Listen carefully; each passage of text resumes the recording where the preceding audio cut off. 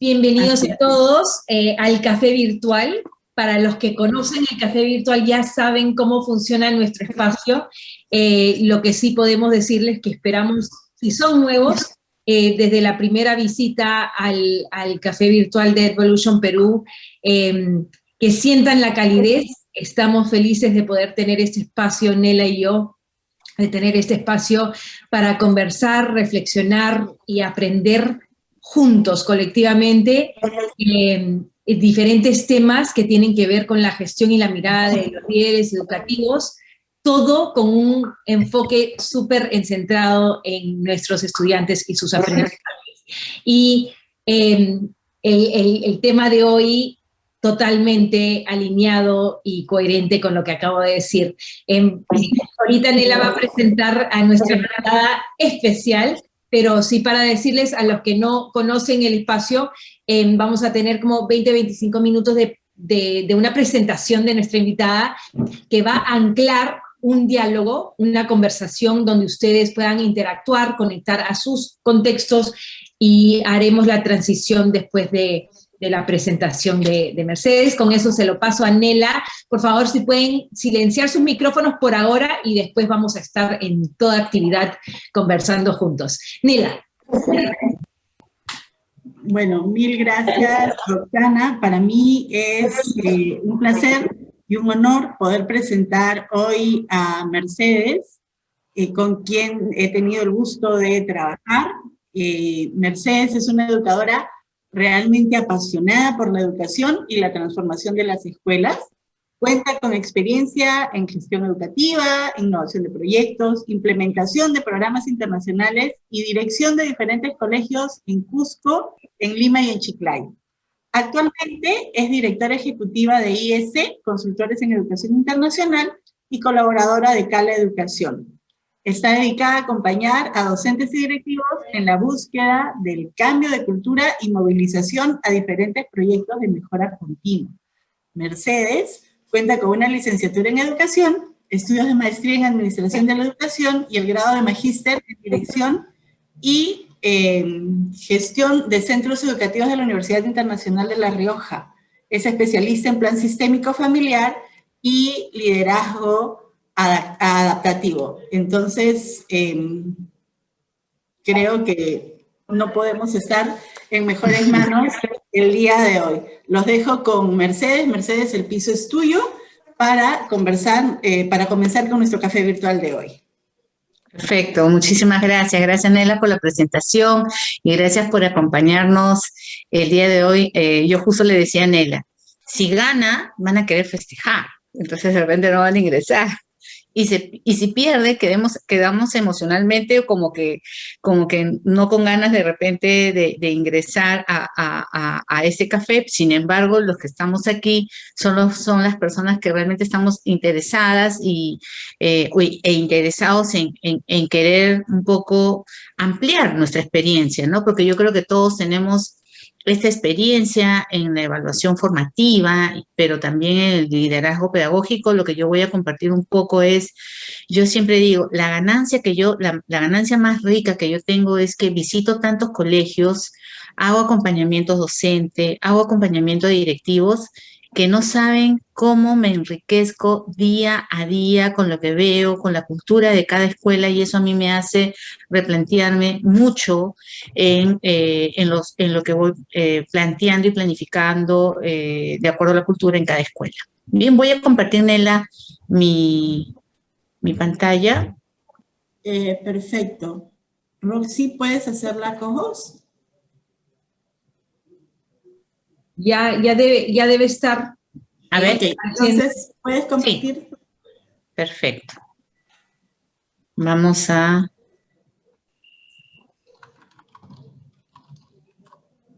Bien. Es un resumen de resúmenes para hacerlo en 20 minutos o 18 de lo que me están quedando.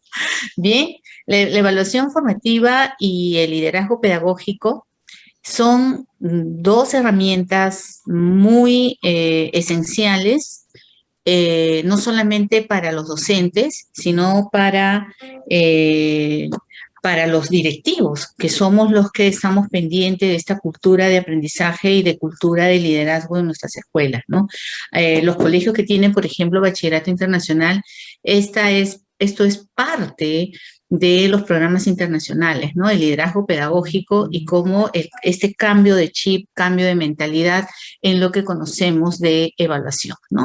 Cuando hablamos de evaluación formativa, tenemos un propósito muy marcado. Primero, evidenciar los aprendizajes porque no hay manera de poder ayudar a nuestros estudiantes si no evidenciamos estos procesos, ¿no? ¿Para qué? Para adaptar nuestra enseñanza. A veces yo veo que hay instituciones que me dicen, Mercedes, ¿y qué pasa si no hago una evaluación diagnóstica? ¿No? Entonces mi respuesta siempre es, si tú vas a hacer una evaluación diagnóstica por cumplir con un proceso, por cumplir con lo que te manda el Ministerio de Educación, no lo hagas.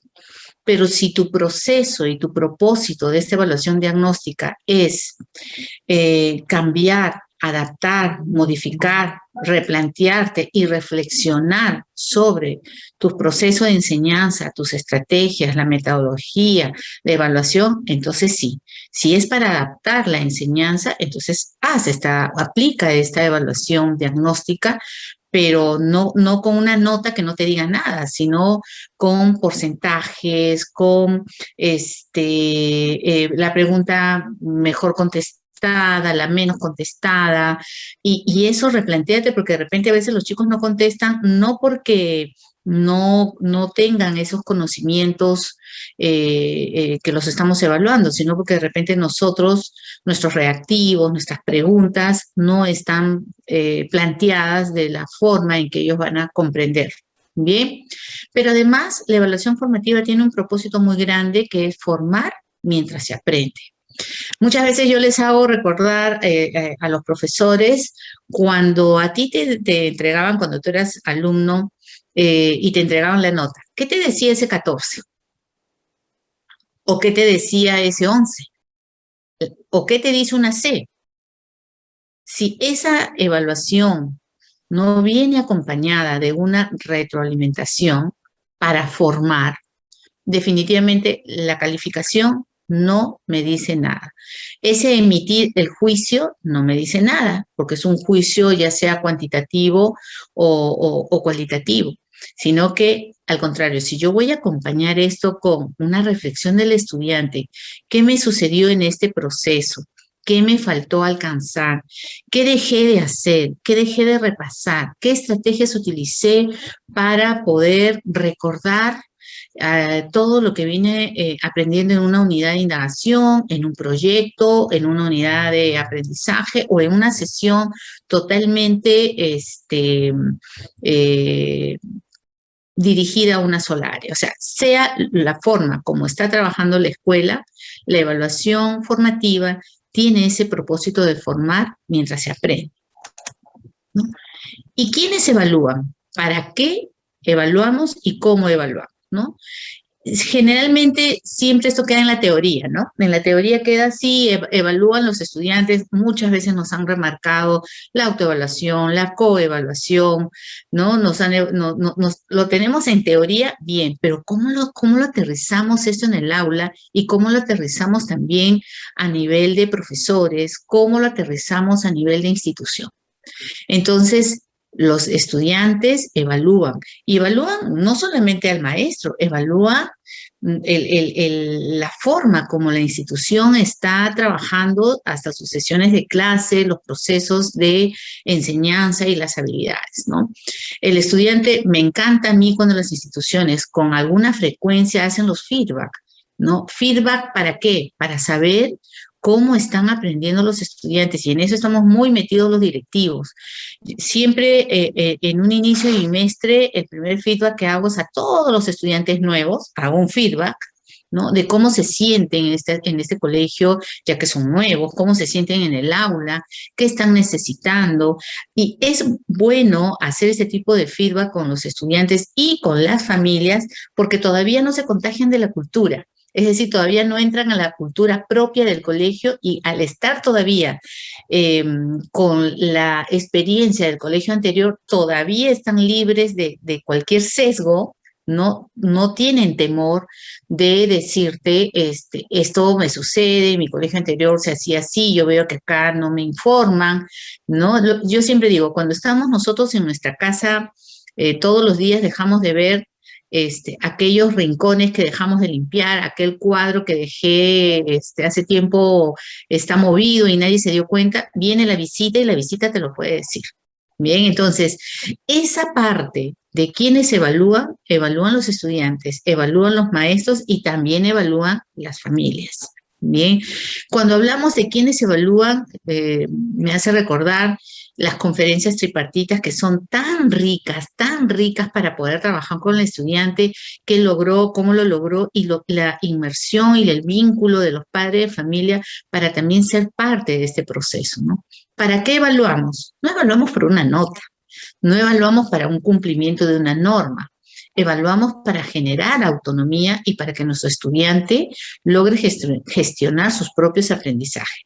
Y más allá de quedar en una teoría nuevamente, cuando hablamos de la autonomía, si el estudiante en los primeros grados, primero, segundo, tercero, y eso siempre se lo digo a la madre de familia, si en los primeros grados no logra esta autonomía de hábitos de estudio, si en los primeros grados no logra esta autonomía de cómo aprender, qué procesos necesito para aprender, qué tipo de organizadores, si es que soy visual, si es que soy auditivo, qué herramientas puedo utilizar para aprender yo solo, créanme que después tenemos los problemas en secundaria.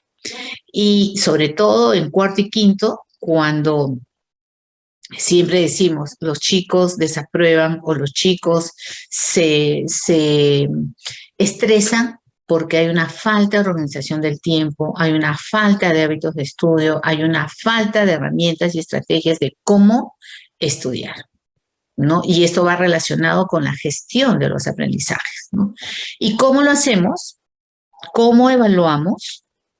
A través de la retroalimentación y de otras estrategias de evaluación. Esto no quiere decir que no tengo un registro, esto no quiere decir que no voy a hacer una evaluación sumativa cuando termina una unidad, cuando termina un bimestre, cuando termina un semestre. Estas son características propias que el colegio va tomando como decisión, también de acuerdo a las normas vigentes en evaluación, pero lo más importante es la retroalimentación, ¿no? Y que estas estrategias de evaluación además sean variadas. Y una de las mayores ganancias que veo en estos aprendizajes a través de lo virtual es que hasta yo puedo grabar la clase, ¿no? Con los maestros cuando hacemos estos acompañamientos docentes, puedo mirar una sesión de aprendizaje en vivo, ¿no? De manera virtual, pero además en el momento de hacer un feedback con el docente, los dos juntos miramos con una ficha de acompañamiento, miramos estos procesos y él hace una reflexión, no porque yo le diga, ¿no?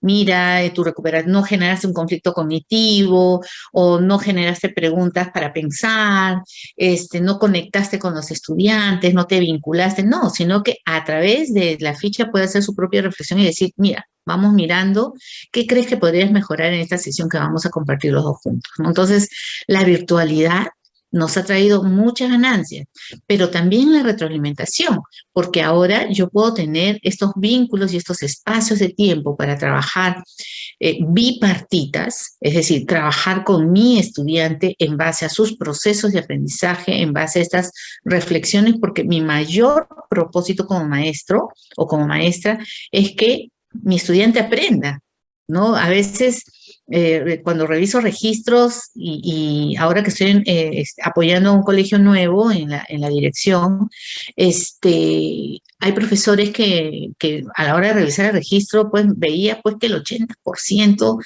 de estudiantes estaban entre B y C, ¿no? Lo llamo al profesor y le digo, cuéntame, Miguel, ¿qué significa para ti este registro, ¿no? En el que yo veo que el 80% de tus estudiantes no han logrado alcanzar los desempeños que te habías programado, ¿no? A mí dices que nadie puede tener A, no en el primer bimestre. ¿Cómo es eso? Cuéntame que nadie puede tener A, ¿no? En mi cabeza quería yo, pues, no sé, de verdad, a veces yo digo, estos criterios que los profesores toman por sí mismos o por sí solos, cuando no hay una política de evaluación clara, nos puede llevar a cometer muchos errores. No me dices que la competencia yo no la termino de desarrollar y como recién estoy empezando, yo no le puedo poner A. Entonces, todos mis chicos tienen entre B y C, y por ahí solo 1, 2 o 3 son los más destacados y por eso es que yo tengo un 80 y tantos %. Entonces, sí, hay que aclarar ahí la situación, hay que revisar juntos y revisar sobre todo, más allá de la nota y más allá del registro, no que si un porcentaje o no, es cuál es tu propósito como maestro. Tu propósito es que los chicos aprendan. Bien. Entonces, ya hablando de la retroalimentación como la ganancia y la herramienta más poderosa de una evaluación formativa, es la que nos permite reforzar estas brechas académicas de cada uno de nuestros estudiantes, ¿no? Que las vamos identificando y que no debemos esperar que termine el primer bimestre para recién comenzar a hacer una retroalimentación, mucho menos en el semestre, mucho menos recién esperar a fin de año, ¿no? Yo creo que todo lo que estamos acá no lo hacemos, ¿no? Pero es asesorar a mi estudiante, acompañar a mi estudiante para que él estas brechas las supere, las mejore, ¿no? Y ayudarlo a alcanzar estos objetivos y metas, ¿no? Entonces, el propósito de la retroalimentación es brindar herramientas para que el estudiante aprenda, identifique, acepte sus brechas, las reconozca, las mejore, las supere, ¿no?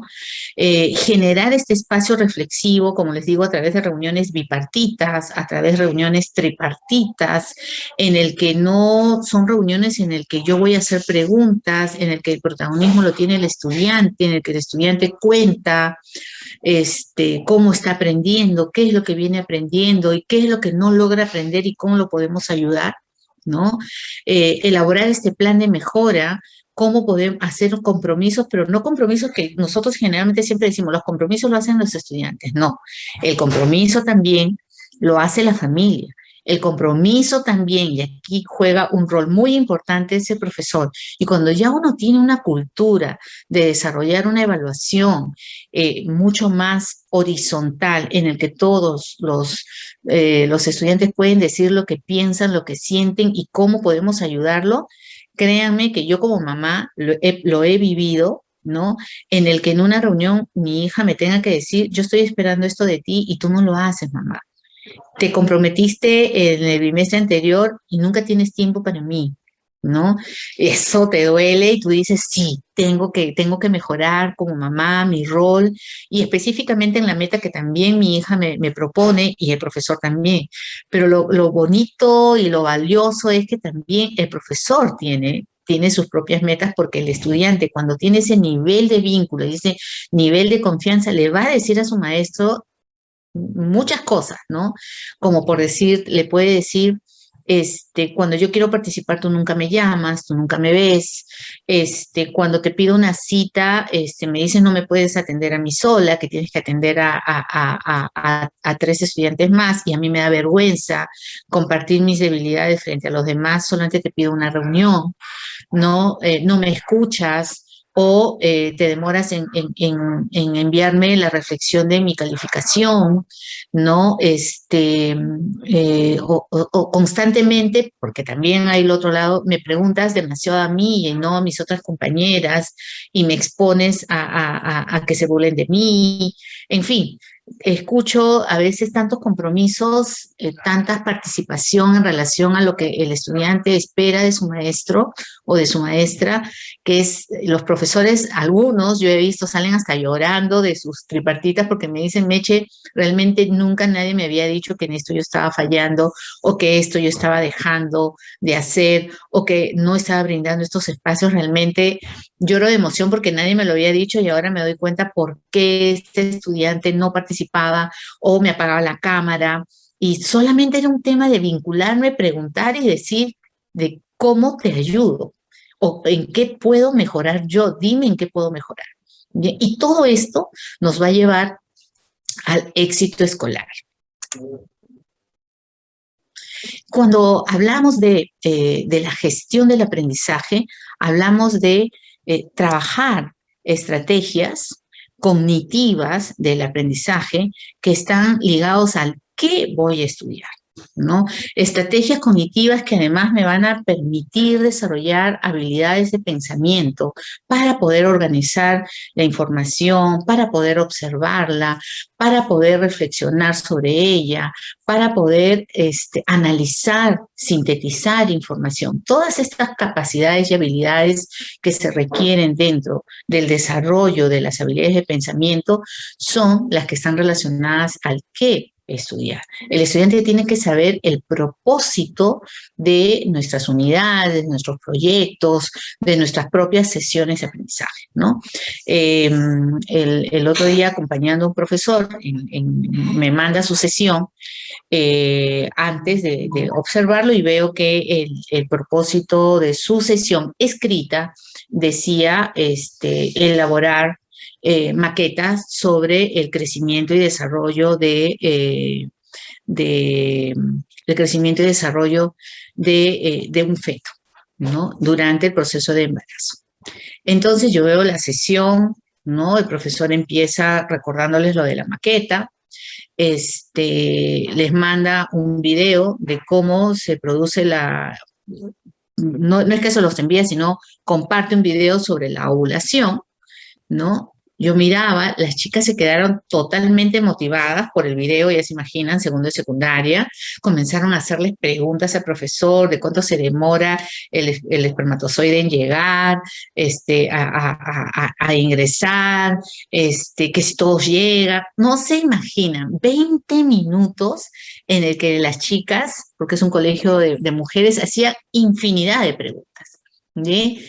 Y en eso el profesor, después de 20 minutos, les dice que ahora lo que tienen que hacer es recordar lo de la maqueta, pero que tienen que hacer un presupuesto y explica sobre un tema de presupuestos simples, presupuestos complejos. Y yo miraba y yo decía, ¿en qué momento está el propósito, se cumple con el propósito de esta sesión, ¿no?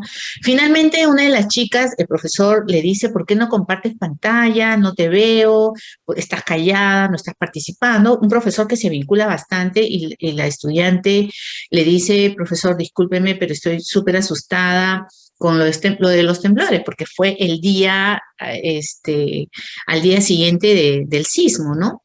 Entonces, yo decía, ¿en qué momento el profesor vincula esta parte contextualizada? Porque yo ya me había dado cuenta que él no iba por el tema del embarazo y el crecimiento del feto, sino él iba por el tema del presupuesto de la maqueta. Entonces, yo dije, uy, con esta participación yo comienzo a hablar de la mochila de emergencia a través de preguntas, no que yo lo diga, sino que las chicas participen, y cuánto me costaría hacer esta mochila de emergencia y la necesidad de hacer un presupuesto, y ahí lo vinculo con el presupuesto, pues, de esta maqueta que tenían que hacer. Cómo el no tener presente el qué, cómo el qué estudiar, el qué aprender, hace que mi sesión se vaya del objetivo, y al final cuando el profesor pregunta ¿qué aprendieron?, las chicas dijeron sobre el embarazo, sobre el crecimiento del feto, y por ahí 2 o 3 sobre el presupuesto. Entonces, a la hora de hacer la reflexión con el profesor, me decía, sí, Meche, tienes razón, mi propósito estuvo mal redactado, ¿no? Hablamos también de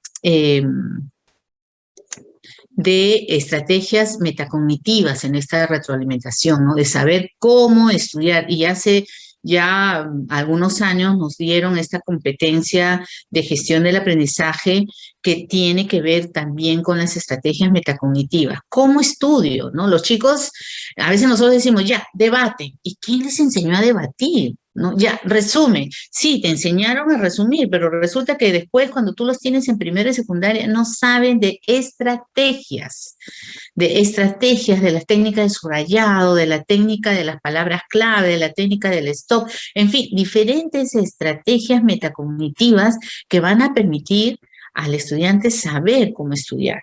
Cuando hablamos de la gestión del aprendizaje, de estos recursos, de estas estrategias de poder estudiar, y cuando hablamos de la gestión de las emociones, el querer estudiar, gestión de las emociones que tienen que ver mucho con el vínculo del maestro. Y en esta virtualidad, cuando veo, siempre me preguntan, ¿cuál es la mayor dificultad que tú ves en esta educación virtual con los niños más pequeños? Yo siempre digo, ¿no? Que el niño de 3 años que empezó el año pasado y que hoy está en 4, que el niño nuevo de este año que está empezando en 3, piensa que está viendo televisión, porque no hay vínculo. Piensa que estos niños pequeñitos piensan que mi clase es la televisión, ¿bien? Y piensan que el señor o la señora que está dentro de la televisión me responde a las preguntas que yo puedo tener, ¿no? Entonces, como no hay este afecto de un abrazo, de una palma, en el que te diga, vas bien, sí, tú puedes, entonces la retroalimentación y estos espacios de tú a tú con mi estudiante en reuniones bipartitas, o reunirme con los padres y con el estudiante, con el niño o la niña o el joven, para poder establecer metas, revisar qué es lo que estoy aprendiendo y cómo lo estoy aprendiendo y qué es lo que no estoy aprendiendo y por qué. Eso es importante. Cuando retroalimentamos tenemos que aprender a hacer preguntas. Perdóname que te ¿Voy en interrumpa. tiempos? Vamos cerrando. Perfecto, sí. No te preocupes. Aprender a hacer preguntas, a identificar potencialidades, a identificar debilidades, a identificar dificultades, ¿no? A saber hacer preguntas sobre las estrategias cognitivas, las metacognitivas, sobre la gestión del aprendizaje, siempre sabiendo que el vínculo y la emoción van de la mano. Sin emoción y sin vínculo no hay aprendizajes. Una retroalimentación, aquí yo les pongo WhatsApp, pero yo sé que utilizamos nuestras propias plataformas de aprendizaje, ya sea el Google Forms, ya sea el Padlet, ya sea otras plataformas, ¿no? Y el papel que jugamos nosotros los directivos de un colegio, ¿no? El que nosotros tenemos que cuidar esta cultura de aprendizaje, porque yo siempre veo que cuando hago acompañamientos, por ejemplo, el profesor tiene miedo, piensa que lo van a botar, ¿no? Y el rol del acompañamiento es el rol de hacer crecer al maestro, de comenzar a caminar juntos y que podamos tener una reflexión para que el profesor sea cada vez mejor. Y esto lo transmita a sus estudiantes, las alianzas con los padres de familia, este acompañamiento docente del que les estoy comentando, generar este liderazgo pedagógico y sobre todo comenzar a mirar los sistemas del aula. Más que mirar al profesor, mirar si el aula está indagando. Más que mirar al profesor, mirar si el aula hace preguntas, es decir, si las estudiantes participan, si hay horizontalidad, si saben hacer buenas preguntas, si participamos, si no tenemos miedo a equivocarnos. Y finalmente reflexionemos que es importante valorar este desempeño individual y colectivo, ¿no? No solamente de manera individual y colectiva de nuestros estudiantes, sobre todo es cuidar nosotros como líderes de las escuelas, cuidar esta cultura de aprendizaje de mi escuela y la responsabilidad que tengo como líder para velar por el propósito de esta evaluación formativa, ¿no? Y no pensar que todos pueden ser evaluados de la misma manera, y esto incluye maestros. Gracias. Ahora sí, empezamos con las preguntas. Gracias, Meche. Bien, wow. Ahora he tratado de hacerlo en 20 minutos, me pasó un poquito. No, pero está bien, es fantástico. Y como mencioné al comienzo, creo que nos hemos dado cuenta en nuestros participantes de la comunidad que esta presentación o la presentación ancla la conversación de tal manera. Nos has dado bastante información y creo que parte es un poco procesarlo independientemente en lo que vamos haciendo la transición. Y por favor pueden ir levantando la mano en lo que quieran hacer, un comentario, una pregunta, pero interactuar dentro. Lía tiene una pregunta. Vamos a empezar con Lía, por favor. Sí, gracias. Bueno, una cosa que yo he aprendido en el trabajo actual que tengo ahora, pero que en cierta forma lo estaba haciendo de manera intuitiva, o sea, fue un encuentro feliz, digamos, entre la práctica actual, ¿no? del colegio y lo que yo trataba de hacer de alguna manera, pero me chocaba con muchos obstáculos. Me refiero a lo siguiente. Cuando uno trabaja un tema, estoy hablando de mi especialidad en secundaria, o sea,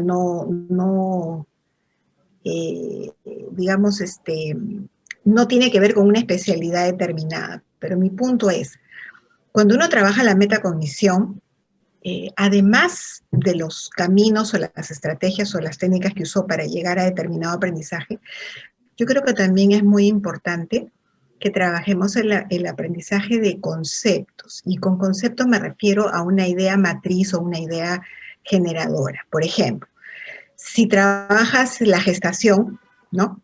O trabajas las etapas de cómo es el proceso de ovulación y luego la fecundación, etcétera, eso luego haces, un siguiente paso es que los chicos puedan abstraer y puedan decir, bueno, ¿qué palabra clave sintetiza esto? Entonces, tú has trabajado o empiezas trabajando con una serie de conceptos y en algún momento vas a usar uno de esos conceptos y vas a hacer que ellos lo apliquen. Por ejemplo, en este caso, los chicos tienen que abstraer que se trata de un proceso, ¿no? Y pueden usar las palabras evolución o transformación. Entonces, bueno, agarras, tú dices, bueno, ahora quiero otro proceso, que cada uno de ustedes busque un proceso diferente, ¿no? Y eso queda como asincrónica, por ejemplo, ¿no? Entonces, no solamente estás trabajando los nombres de cada una de las fases, de cómo se llama cada una de las estos, qué partes tiene el espermatozoide, cuál es el camino, qué sé yo. Ya, eso todo está muy bien. Pero eso lo pueden efectivamente encontrar en internet. Lo importante es que ellos aprendan a abstraer.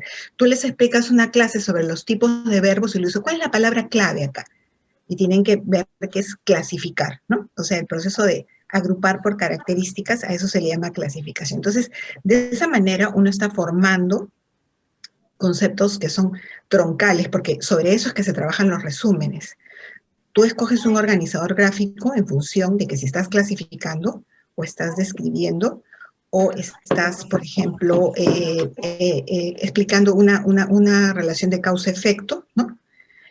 No es lo mismo que si estás argumentando, ¿no? O sea, son distintas estructuras mentales, distintos procesos que los chicos tienen que ir aprendiendo a identificar en ciencias, en matemática, en educación física, ¿ok? En arte, en todo se pueden encontrar estos conceptos porque son transdisciplinarios. Entonces, yo creo que ese es un enfoque que uno puede hacer, ¿no? De que, por ejemplo, en mi colegio se trabaja por proyectos. Entonces, se escoge uno o dos conceptos claves y se trabaja, por ejemplo, transformación, ¿no? Por ejemplo, crisis, conflicto, ¿no?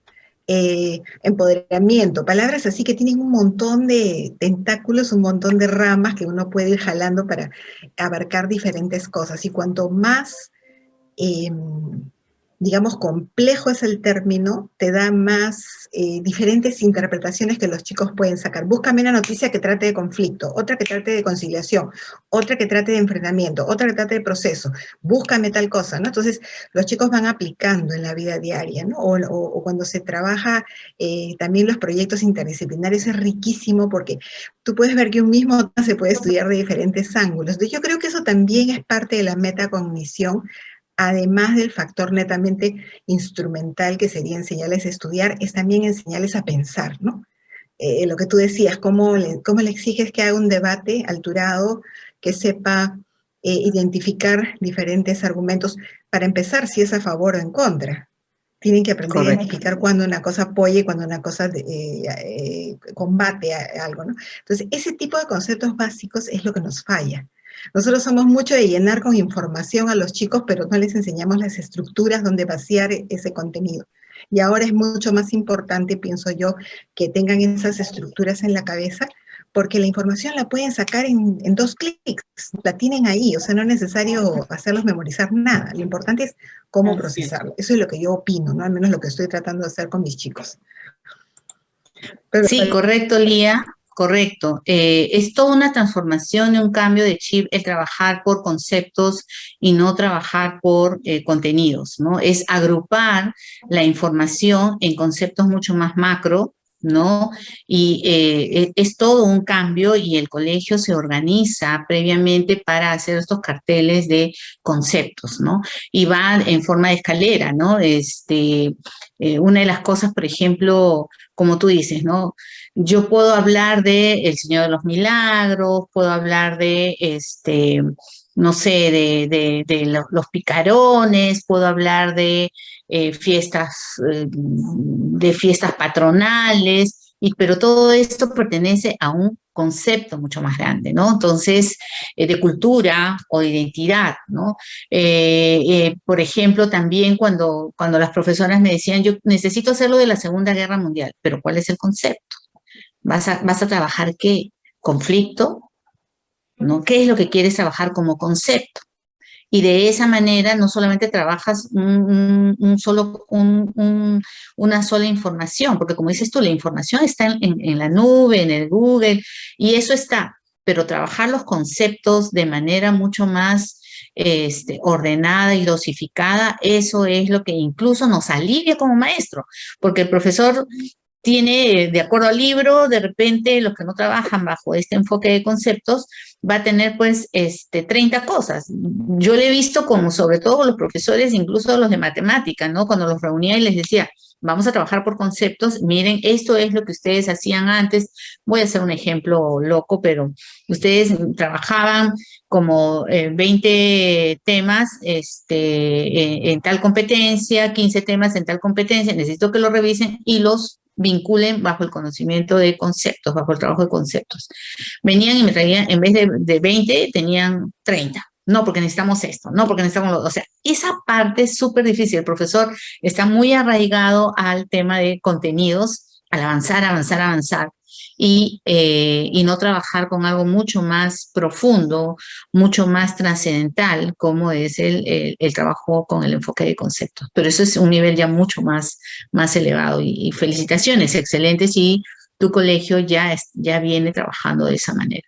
Pero es un trabajo fuerte. Sí, gracias. Muchas gracias, Lía, y muchas gracias, Mercedes. Bueno, tú sabes que yo soy maniática de tomar notas, he tomado notas de un montón de temas, pero hay un tema que a mí y a Roxana nos apasiona mucho, que es el tema de los sistemas, ¿no? De los sistemas dentro del aula. Entonces, si hablamos de evaluación formativa, ¿de qué manera esta evaluación formativa nos puede ayudar a nosotros como líderes a buscar evidencias de los sistemas que funcionan y que no funcionan dentro del aula? Bien, por ejemplo, cuando hago yo acompañamiento docente y veo que el aula no participa, los estudiantes no participan, ¿no? Y si participan, participan porque ya la profesora ya no sabe qué hacer y tiene que llamarlos, ¿no? Tiene que decirle ya, bueno, al dedo, voy a llamar a fulana y tal, ¿no? Y encima, cuando entra alguien a acompañar, la profesora se cuida y llama a la mejor alumna, ¿no? Y tú te das cuenta en el momento que acompañas que no hay esa naturalidad, esa confianza, ese vínculo para que los estudiantes o los estudiantes participen con naturalidad, ¿no? Se ve un aula tensa y se ve que ahí hay un sistema de no pregunto, hay una cultura de tengo miedo a equivocarme, ¿no? O que si es que me equivoco, posiblemente la profesora me corrija delante de todos y no hay esa oportunidad de voz que deben de tener los estudiantes, ¿no? Dentro del sistema de un aula que aprende, ¿no? Otra de las características que veo es que no indagan, ¿no? O sea, la profesora sabe es uno de los elementos que yo voy a mirar en el aula, y en ese momento la profesora les dice, bien chicos, vamos a trabajar por aulas, y van a tener 5 minutos para buscar información sobre esto. Y los chicos comienzan, Miss, ¿y cómo hago? Miss, ¿y dónde busco? Miss, y a mí no me abre el link nos estás enviando el link, eso es cuando tú dices, ajá, no es que indagan libremente, sino que indagan porque la profesora les da la pauta, aquí nada más vas a mirar, no es como si les entregara el libro y ahí ya no hay indagación, ¿no? Entonces también tú ves un aula, yo respiro un aula que no indaga y que en ese momento la profesora lo está haciendo. Cuando la profesora lo hace de manera cotidiana, los chicos saben cómo hacerlo. Hoy día justo en la mañana acompañé a un profesor y el profesor es nuevo, pero el sexto grado que miré hoy día viene con PEP, con el PYP, ya viene ya como 3 años, ¿bien? Entonces, los chicos, por cultura, ya preguntan y hacen buenas preguntas, ¿no? Hacen preguntas de perspectiva, hacen preguntas de responsabilidad, hacen preguntas de cambio, ¿no? Hacen preguntas de reflexión. O sea, se notaba el nivel de los chicos y al profesor no le queda que quedarse en una cultura así y comenzar a preguntar y a investigar, ¿no? A la hora que forman los grupos, o sea, yo me doy cuenta en la sesión que observo que el profesor comienza a trabajar los acuerdos esenciales, pero él los menciona, chicos, no se olviden, ¿no? Que tenemos que apagar los micrófonos, que me levantan la mano para participar, pero él lo dice, ¿no? Y en mi feedback justo yo hice un comentario con él sobre este tema. Pero cuando va a las salas, yo le digo, por favor, permíteme ingresar a las salas, mándame el link para poder ingresar a las salas, y los chicos, qué organizados. Los chicos, uno era el que trabajaba en la pizarra, el otro estudiante le decía, ya estamos buscando la información, nos vamos, ¿no? O sea, se veía un grupo totalmente organizado versus lo que vi en la sesión en el que el profesor todavía dirigía el cómo tenían que hacer. Es más, les dijo, y saquen el cuaderno rojo, ¿no? Él era el que todavía no entraba en esta inmersión de autonomía de los chicos, ¿no? Entonces, los chicos en ningún momento estaban preguntando, profesor, ¿el cuaderno rojo o el cuaderno azul? Él se los estaba diciendo. Profesor, ¿subrayo o no subrayo? No, el profesor le estaba diciendo porque el profesor es el que está acostumbrado a eso. Veo en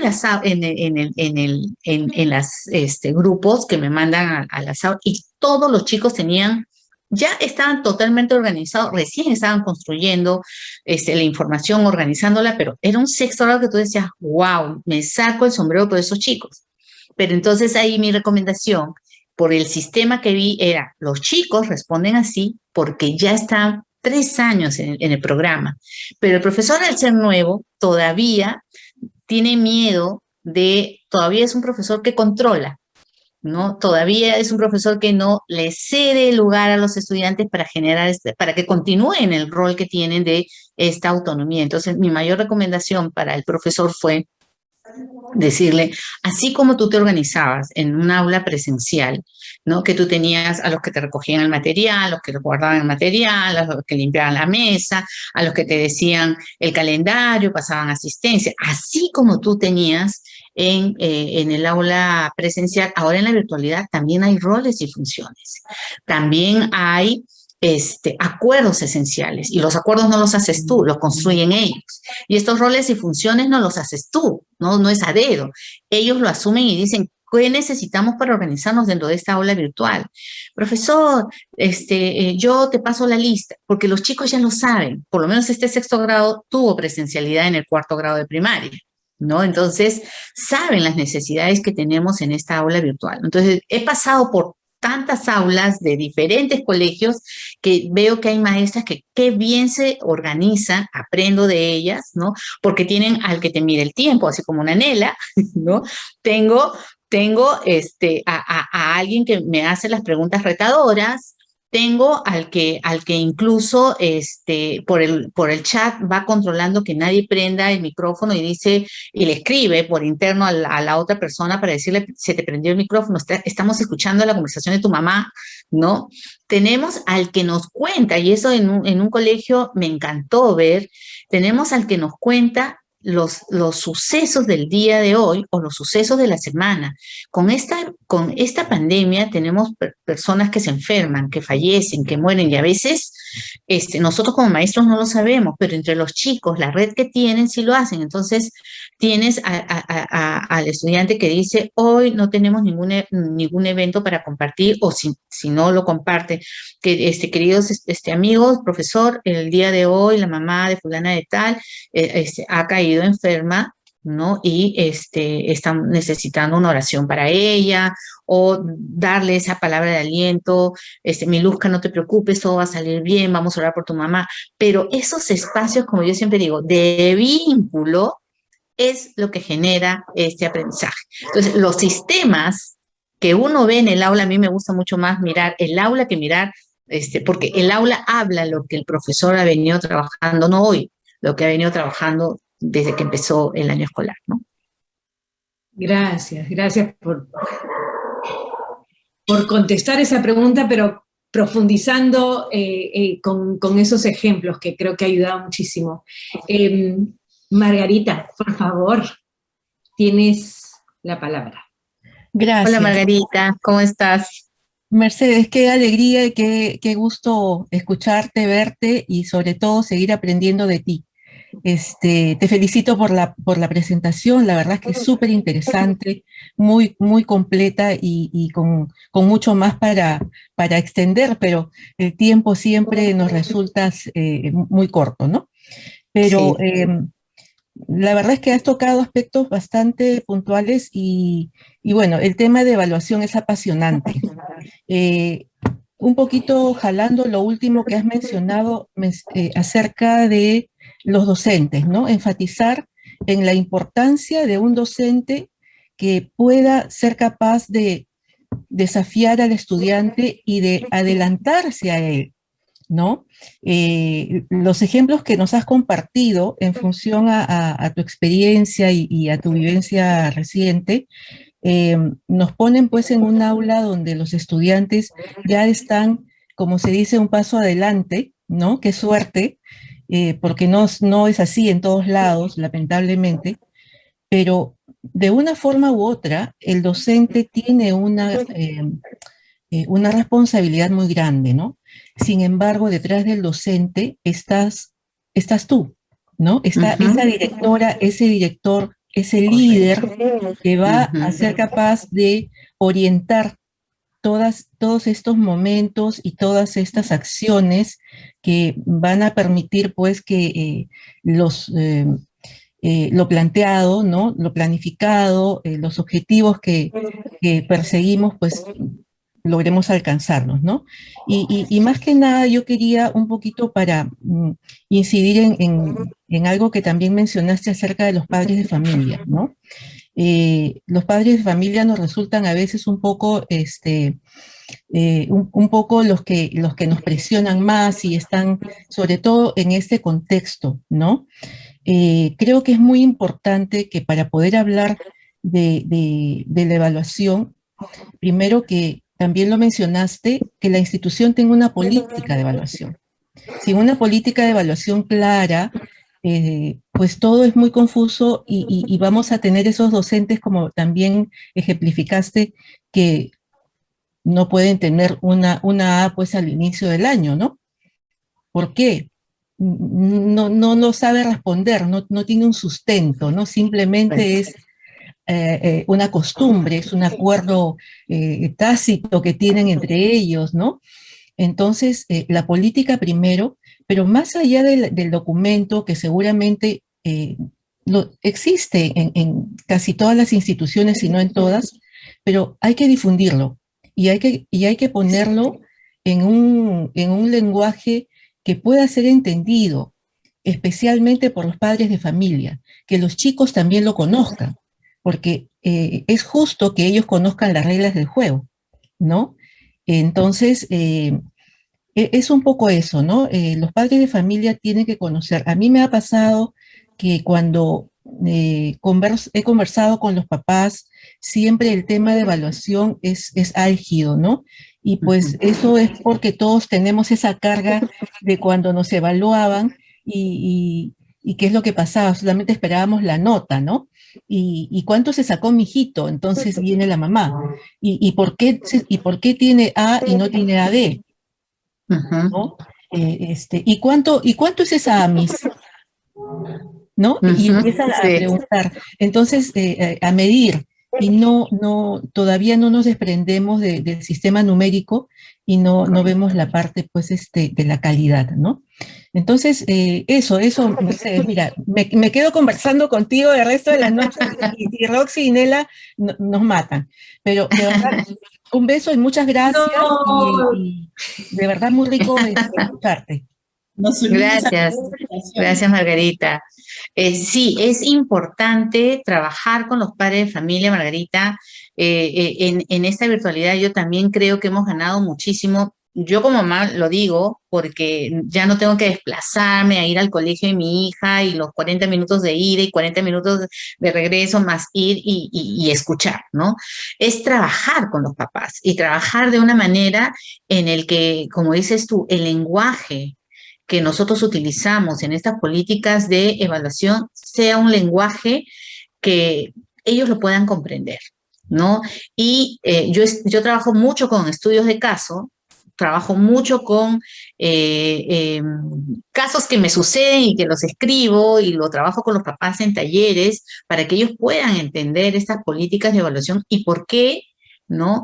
Nosotros nos referimos a una A, una B, a una C, ¿no? Y ellos también son evaluados, entonces, e incluso estas familias que ya están pasando y que han pasado por todos estos talleres, este acompañamiento también a los padres de familia, cuando ahora están pasando un primero y secundaria, ya no sufren tanto como pasar del numérico a lo cualitativo, ¿no? Entonces, sí, es importante trabajar con los papás, pero como tú dices, ¿no? Más allá del cumplir con un taller de padres o cumplir con enviarles la política, porque es parte de este convenio que firmamos a la hora de la matrícula, más allá de eso es que realmente ellos comprendan nuestras políticas, ¿no? Y sepan que más allá de la nota, que lo que uno espera es que su hijo aprenda, que ese es nuestro mayor propósito, ¿no? Entonces, sí, me ha tocado estas preguntas de papás que te dicen, ¿por qué A y por qué no AD? Muy bien, comencemos a mirar, ¿no? Comencemos a mirar estas cosas que tu hijo todavía no logra, pero más allá de la letra es que necesitamos reforzar y seguir trabajando con tu hijo en esto, y más allá de que en la siguiente saque a de lo que de repente tenía B o AD, ¿no? Es que tu hijo se vaya con los aprendizajes asegurados, ¿no? Sí, gracias Margarita por esta intervención. Sí, gracias. Y nunca te mataríamos, Margarita. Nela quizás, ¿ah? Nela quizás por los tiempos. Yo me quedo con ustedes hablando todo el fin de semana. Gracias. Solo para aclarar. Yuli ha hecho un comentario en el chat. Yuli, no sé si quisieras comentar o... Sí, en realidad he estado muy buenas noches con todos. Mercedes, qué rica tu exposición, tu ponencia y en algunos puntos como que nos haces revivir lo que nosotros vivimos en las aulas. Yo también soy directora y una de mi principal estrategia es pasearme, ¿no? Por lo menos en lo que hacía en la presencialidad, que era el pasearme por el colegio, lo hago también en la virtualidad. Los maestros ya saben que, bueno, ellos comparten sus enlaces, pues, ¿no? Para el ingreso a las salas. Y ellos saben que en cualquier momento puedo yo aparecer en la sala y ellos normal siguen su clase, ¿no? Entonces, en ese interín encuentras diversidad de perfiles, ¿no? Y eso me lo hacía recordar cuando mencionabas, ¿no? El tipo de estudiante que encontrábamos, pero también es el tipo de maestro que encontramos, ¿no? Correcto. Y en función a ese perfil, tú te haces tu perfil real de docente, ¿no? Pero también el perfil ideal, ¿no? ¿Cómo es que debes ir aplicando algunas estrategias de intervención que te permitan afinar ese perfil hacia un perfil mucho más colectivo, respetando las diferencias también, ¿no? Pero que sí, este perfil apunte a tu propuesta pedagógica, ¿no? La propuesta de tu escuela. Sí, Yuli, totalmente de acuerdo. Hay escuelas con las que yo ya vengo trabajando 3 años, en eso del acompañamiento docente. Entonces, para mí, ya incluso me han tenido que crear un correo y todo, entrar, ingresar, el profesor ya, hasta los chicos, saben que mi presencia es para mejorar, bien, es para compartir. Entonces, los profesores no me tienen miedo, al contrario, hacemos el feedback, y si tiene alguna duda, miramos nuevamente la grabación de la sesión, que eso a mí me ayuda un montón para la reflexión del profesor, ¿no? Y además me ayuda para que, por ejemplo, cuando hay un profesor nuevo y de repente todavía le falta manejar estrategias de evaluación para la salida de la sesión o para el proceso, yo le digo, vamos a mirar juntos esta sesión, que lo mejor que pudo haber hecho es esta parte, ¿no? Entonces vamos mirando juntos eso. Entonces, antes en la presencialidad yo lo que hacía era intercambios de aula, ¿no? O sea, dos profesores iban a observar a una profesora, ¿no?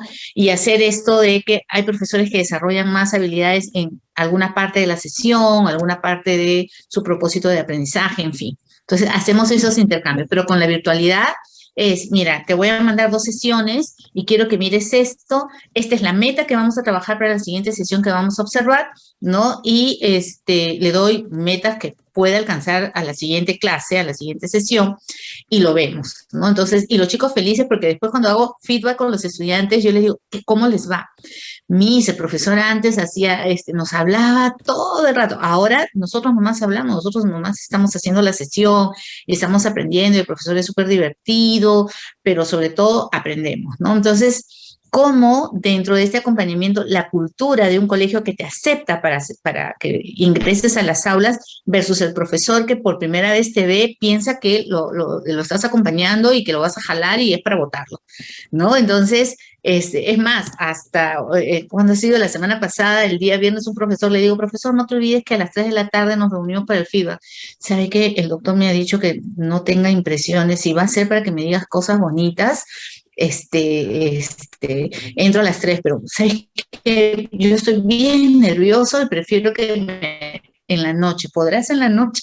Yo digo, a la hora que tú quieras y tranquilízate, porque siempre hay cosas por mejorar, pero sobre todo tú tienes muchos elementos para enseñar y trabajar con tus estudiantes, ¿no? O sea, es increíble el miedo que tenemos. Y nosotros, cuando nos enfrentamos también a una evaluación, también pasamos por ese proceso, ¿no? Entonces, sí, es importante este acompañamiento, la cultura de las escuelas en relación a este tema y el compartir. Gracias. Gracias, Julie, por tu intervención. Gracias, Mercedes. Tenemos a Josué y Ana María con la mano levantada. Nos quedan 2 minutos de esta sesión. Pueden hacerlo muy, muy, muy, muy cortito para poder hablar, no irnos más allá de 5 minutos. Por favor. Josué primero y luego Ana María rapidito. Bueno, felicitaciones, Mercedes, por la charla, muy interesante. Solo algo puntual, ¿no? El tiempo es el peor enemigo del docente. Y en un colegio como, bueno, nuestro colegio se dedica mucho a la formación, a la tutoría, y aparte se hace necesario el tema de una evaluación sumativa. Creo que es necesaria una evaluación sumativa por un tema más administrativo, pero ¿cómo? ¿Alguna sugerencia que puedas tener tú para tener un equilibrio entre la evaluación formativa, la sumativa y la tutoría, ¿no? A veces el profesor se siente encargado, ¿no? Y ya no sabe qué hacer con tantas cosas. Entonces no sé qué sugerencia puedes tener. Perfecto, Josué. Yo generalmente, dentro de la presencialidad, cada vez que terminaba una unidad de indagación, aplicaba una evaluación sumativa, pero una evaluación sumativa que evalúe realmente las habilidades, ¿no?, que me van a llevar a tener una ruta de cómo va alcanzando la competencia. Ejemplo que te doy, porque he visitado también colegios que me han enseñado los productos que van sacando en relación a esta evaluación sumativa, pero muy hermana de la evaluación formativa, ¿no? Por ejemplo, nosotros cuando construimos un examen, supongamos de comunicación, uno dice, bien, y la competencia es produce textos escritos. Entonces, yo en este primer bimestre he trabajado, así sea dentro de una unidad, he trabajado con textos, no sé, supongamos que sea primer grado, con una invitación, ¿no? Y con de repente un texto de una nota, ¿no? Pero yo a la hora de preguntar, y de repente he trabajado un cuento, ¿sí? A la hora de hacer mi pregunta en el examen, yo por cuestiones de que en el examen no puedo tener tantas preguntas, yo considero una sola, ¿no? Escribe una invitación, considera que es el cumpleaños de Juliana, que cumple 7 años, el día tal, ¿no? Y elabora una invitación porque tú quieres invitar a todos los compañeros de la otra sección. Entonces, cuando hablamos de una propuesta de evaluación formativa que va de la mano de la sumativa, tú no tienes por qué limitar al estudiante a utilizar un solo tipo de texto.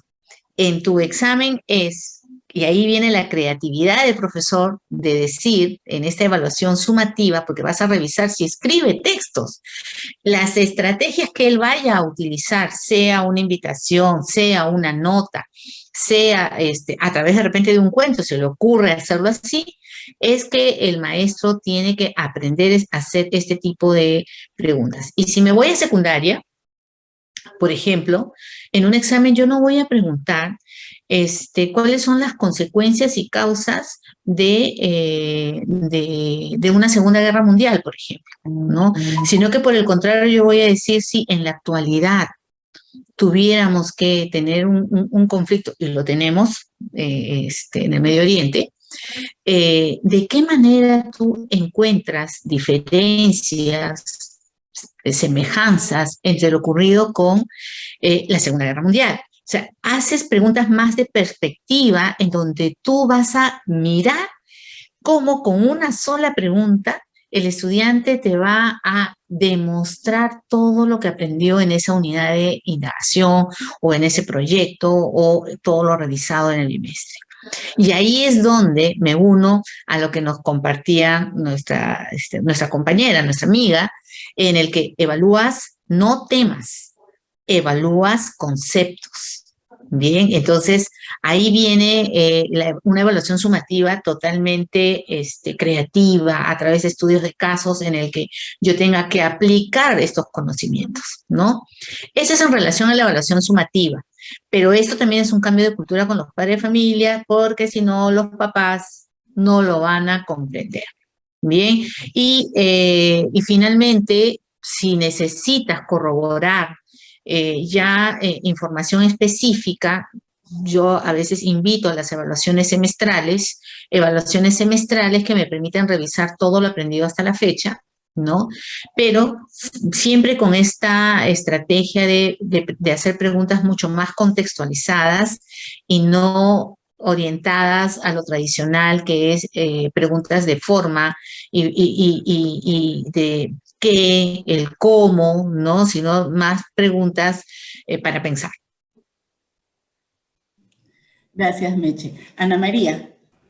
Rapidito, ¿cómo están? Buenas tardes. Aprovecho a saludar a Yuli, que no la veo hace tiempo. ¿Cómo estás?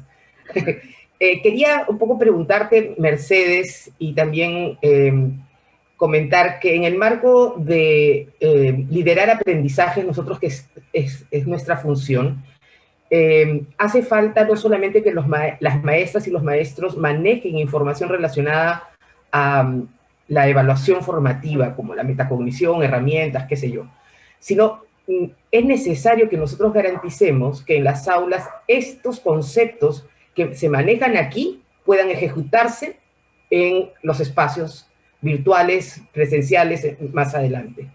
Eso es necesario, no solamente tienen que estar acá, sino nosotros tenemos que garantizar que lo que esté acá pueda verse en el aula. ¿Cómo hacer que estos maestros, a pesar de que lo tienen aparentemente conversado, dialogado, incluso pueda ver que desde el colegio, desde la escuela, haya como un común denominador de un manejo de un concepto que hace falta también? ¿Cómo hacer que estos conceptos relacionados a la evaluación formativa y que garantizan los aprendizajes puedan ejecutarse en el aula de la mejor manera para que los chicos aprendan, para que todos los chicos aprendan? Ya, quiero entender un poco mejor tu pregunta. Estamos hablando de conceptos y cómo esos conceptos llegan a ser utilizados por los estudiantes. No, por el maestro. No. Quien garantiza es el maestro. El maestro es el que garantiza que estos conceptos es el que maneja los conceptos y finalmente los ejecuta. La metacognición, por ejemplo. Ana María, que implemente las estrategias por supuesto, que se están Ya, no solo estrategias, sino conceptos, ¿no? Por ejemplo, un ejemplo muy concreto. Sí. Tengo maestras que para ellas la metacognición es una cosa cuando realmente no lo es. Entonces hemos tenido que homogenizar conceptos para que el colegio y todas las maestras puedan entender y todas manejar el mismo lenguaje, el mismo concepto. Lo mismo con cualquier otro concepto relacionado a la evaluación. Correcto, correcto. Ya entiendo que el profesor puede manejar la información, la teoría, pero no tiene las herramientas, las estrategias, no tiene idea, ¿no? Entonces, yo te digo que yo hago museos, ¿no? De herramientas, porque yo realmente me quedo sorprendida de las cosas que miro y que observo, que esto de la virtualidad me ayuda muchísimo. Colegios de Arequipa, colegios de Ica, colegios de Lima, ¿no? Entonces, yo digo, conecto a 3 colegios o a 2 y les digo, mira, en tu colegio he encontrado estas estrategias metacognitivas, pero el ticket de salida, preguntas para pensar, la técnica del semáforo, ¿no? Como herramientas metacognitivas para ser aplicados. Pero tu colegio no está aplicando bien esta evaluación formativa con las preguntas metacognitivas o las preguntas de seguimiento que hago. Entonces, ¿yo qué digo? ¿Qué te parece si hacemos un museo y mis profesoras del otro colegio miran tus herramientas y al otro colegio también le pido permiso y le digo, hacemos un museo con todas tus herramientas y expones, ¿no? Con fotos y videos cortitos de 1 minuto y nos explican tus bondades versus las bondades del otro colegio. Y lo que hago es como una pequeña red y entre estos 2 colegios aprenden. Y obligatorio, porque a veces lo hacemos fuera de hora, les digo, obligatorio sí, los profesores nuevos, porque con los profesores nuevos a veces tienes algunas dificultades, sobre todo si no vienen de colegios que han venido trabajando con estas estrategias. Porque si tú sabes que el profesor nuevo viene de colegios donde han estado utilizando estas estrategias, es bueno. ¿Por qué? Porque lo invitas y le dices, necesito que compartas esto. Pero como los profesores generalmente son celosos, entonces tú tienes que hacer que el profesor tal y el profesor tal, cada quien. Pero la técnica del museo en la virtualidad me ha servido y lo hago en un Padlet, ¿no? Lo hago en un Padlet y en el Padlet incluso yo digo, bien, van mirando las estrategias de cada profesor y me ponen las estrellitas, los corazoncitos, sus opiniones en cada columna que van haciendo, ¿no? Puede ser un Padlet, puede ser un Miro, ¿no? Donde voy ingresando y tenemos, vamos colocando lo que vamos aprendiendo, así como ahora que estamos compartiendo igualito, pero ya estamos hablando de herramientas y estrategias que el profesor de aula, que para mí ese es un gol, ¿no? Que el profesor lo utiliza y lo ha venido validando y yo que voy observando y digo, wow, esta estrategia la tengo que compartir, le digo, ¿lo puedo compartir? ¿Me permites? ¿No? Entonces, eso es lo que permite crecer, sobre todo cuando hay debilidades en los docentes que más que por falta de información es por experiencia, que les está faltando ganar esa experiencia. Bien, gracias Ana María. Un millón de gracias, Mercedes, muchísimas gracias a todos los participantes. Vamos cerrando ya el espacio. Yo quiero hacer un brevísimo resumen en una sola línea. Correcto. Me gusta mucho de lo que hemos discutido, el mirar las oportunidades de la virtualidad. Sabemos que la virtualidad ha sido un reto impuesto, que no es algo hacia lo que nosotros nos hayamos dirigido, pero aprender a mirar cuáles son las bondades, creo que es algo que necesitamos hacer. La finalidad siempre es el aprendizaje, eso es algo que tú has dicho, ¿no? Y sabemos que en el aprendizaje el impacto más grande se logra a través de los docentes. Pero detrás de esos docentes, eso también lo hemos mencionado, están los directores, están los líderes educativos, que además son los que generan segundo gran impacto. De ahí la tremenda importancia de otra cosa que tú has mencionado, que es hacer crecer a los maestros. Entonces, hemos hablado hoy de la evaluación formativa Y yo creo que si la miramos desde nuestra posición de gestores, de líderes educativos, como una herramienta para lograr hacer crecer a los maestros, para que nuestros alumnos aprendan más y aprendan mejor, es un gol de media cancha. Muchísimas gracias otra vez. Dejo a Roxana ya para terminar de cerrar el espacio. Nos vamos todos contentos porque hoy ganó Perú y hoy ganamos nosotros en este café virtual. Roxy. Buenísimo, buenísimo. No, ha sido una experiencia con un montón de información que creo que voy a seguir procesando por la próxima hora. Ya, Nela, tú has hecho una reflexión solamente para alinearlo o conectarlo con lo que viene, el próximo café virtual. Seguimos con este enfoque sobre aprendizajes, pero tú mencionas, Meche, unas cositas incluyendo en tu presentación, sin vínculo no hay aprendizaje.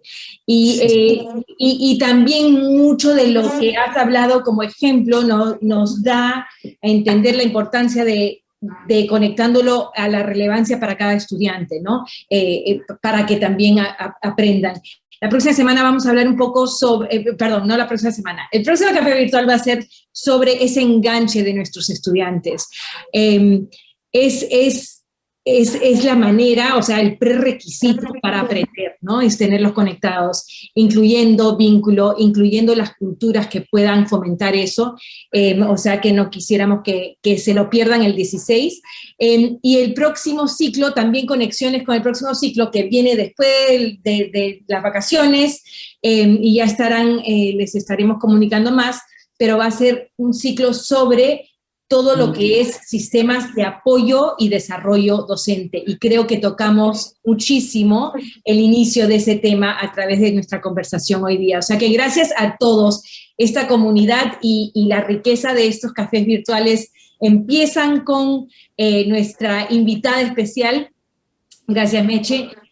Pero se profundiza con cada uno que contribuye, sea en el chat o con sus comentarios. Les agradecemos muchísimo, tengan un lindo fin de semana, manténganse bien abrigaditos y nos vemos en 2 semanas. Gracias por ser parte de nuestra comunidad. Muchas gracias. Gracias. A todos. Mil disculpas por habernos extendido tanto. Sí. Gracias. Gracias, que tengan un lindo fin de semana. Gracias. Gracias. Un abrazo. Saludos a todos. Gracias. Gracias, nos vemos. Gracias, Meche. Magnífico. Muchas Gracias, gracias Carla. a todos. Bonita noche. Gracias, María Alejandra. Gracias. Lindo fin de semana. Gracias, Josué. Verlos a todos. Gracias, muchas gracias. Hasta luego, mi Meche. Ay, chao Carlita, nos vemos, chao. Chao Susi, por ahí le he visto. Claro, No la veía ya tiempo, conversamos. Susana. Sí, un beso Un besote, grande. Susi. Gracias. Nos vemos, gracias. Chao, chao. Chao.